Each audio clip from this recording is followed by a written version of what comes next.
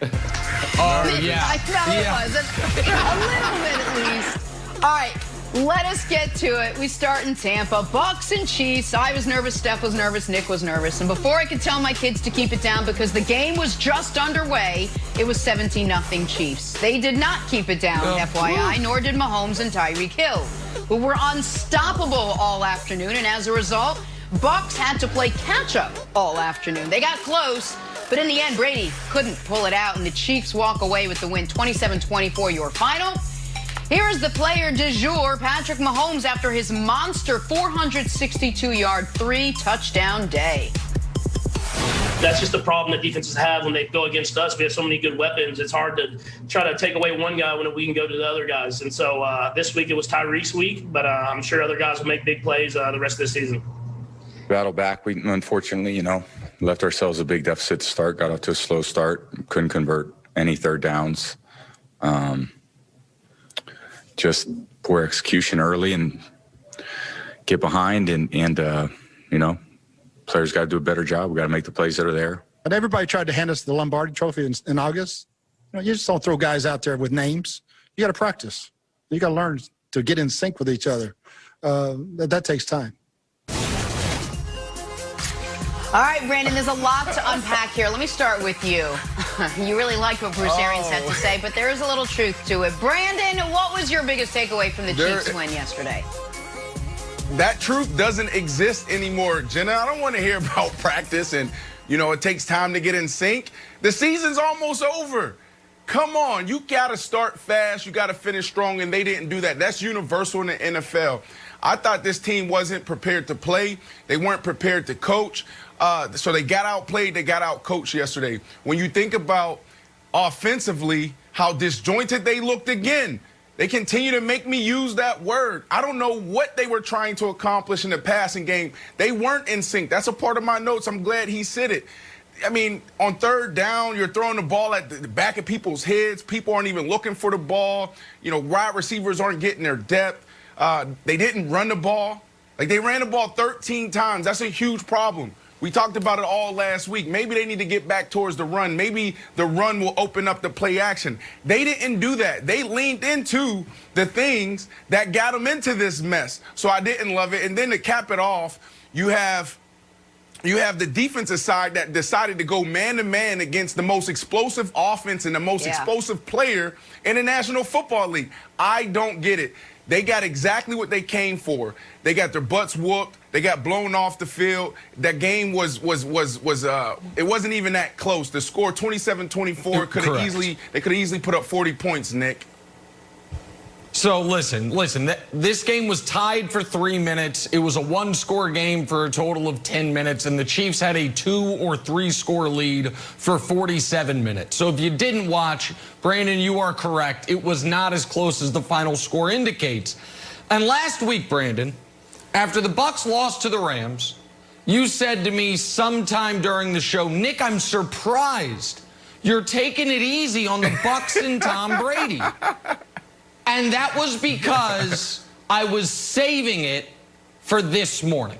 Because you're right, the Bucks' defensive game plan didn't make a lot of sense. But if I told them before the game, you're going to hold the Chiefs to under 28 points, you're going to have a goal line stand, you're going to force just Patrick Mahomes' third turnover of the season, and it's going to actually be a red zone turnover, the Bucks defense would have signed up for that in a heartbeat, even if it involved Tyreek Hill doing backflips into the end zone. They lost this game because in the first quarter, they could not complete a single third down. And in the third quarter, Tom Brady couldn't stop turning the ball over. It was 17-0 before the Bucks got any type of offense going. And I think we can show you the Brady incompletions. Now, if you were just listening to the game, Tony Romo would have you believe it was everyone else's fault but Brady's. That it was one guy didn't get wide enough, one guy didn't get high enough, one guy was on the wrong page. But if you actually watched these third down misses, you know the quarterback was wildly erratic. And then in the third quarter, when the Bucks had a chance to get back in it, Brady had back-to-back interceptions, one of which went off a defender's helmet, and Romo still blamed the receiver for not picking up the hot route. So, Brandon, I think as bad as the Tyreek Hill stat line makes the Bucs defense look, I thought the defense was okay. I thought their passing game and their offensive attack is why they lost and were getting blown out for much of yesterday. Yeah, it seems like they went with the bend but don't break approach. You know, Belichick was famous for doing that. Look, you think you're getting everything that you want in a run game, passing game, and then you look up, you haven't really scored any points in the red zone. And that defense did that in the second half. You look at Mahomes and that offense, they flew to 17 points. And after that, they started really sputtering. So they had a bend but don't break approach yesterday. I didn't love it because I thought they could have pressured Mahomes more. I thought they could even play more zone a little bit more. That's not Todd Bowles, the defensive coordinator's MO wild, but there was a few defining moments in that game. Don't forget about, you know, that interception that you just talked about. Brady could have threw that in the dirt. Instead, he tries to force it in there. It ricochets off of the defenders or his teammate's helmet, and it goes in the air. And you know what we say in the locker room when the ball is in the air? It's tips and overflows and overthrows. You got to have those. Tips and overthrows. You got to have those. That's an interception for the defense. No, that's another one. There's so many universal sayings, and that's one that you'll hear all the time. I'm learning so much from you, Brandon. Like, if you this right here, you got to have this. Tom Brady gave his team, put his team in a terrible position. Wilds. Also, don't forget about that JPP roughing the passer. That was bad, too. Wells, how much of this do you put on Tom Brady?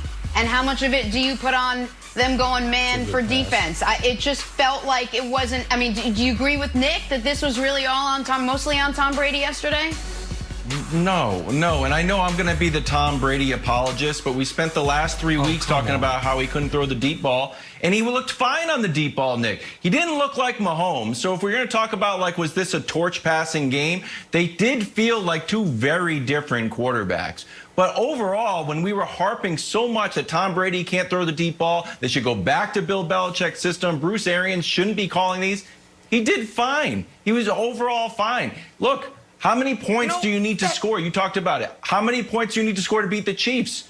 Do you have to beat 35? You have to score 35 points? I think it's a balance in the first quarter. Just because you guys opened up a big lead, you're going to say it was in the balance? Yeah, because the Bucs kept going. Okay, so that's exactly what I was about to say. So the Bucs kept going 3 and out. The Chiefs get up 17-0. The Chiefs then are up 27-10 in the second half, and the Bucs are in must-score territory. Brady pick. Brady's numbers end up looking better because in the fourth quarter, while the Chiefs are playing soft prevent, they had 2 extended touchdown drives. Prior to the fourth quarter, the only sustained play they had was a dump off to Ronald Jones that went for a touchdown. The Bucs went into this game knowing we've got to score a minimum of 28 to have a chance to win, and they couldn't do it. Like, I'm not going to blame the defense for what we're seeing here. But Nick, I mean, if we want to be picky here, you have to, because the Chiefs, they're trying to repeat. And if you're the takeaway for them in this game is we have to finish stronger. Like, that wasn't a great second half for the Chiefs against a sloppy Bucs offense and defense. So if I am Coach Reed, I am going in there saying, guys, we played against a team that on paper is really good. They have everything that they need to get the job done, but we didn't put them away when we should have. You know, they went punt, field goal, you know, to end the game.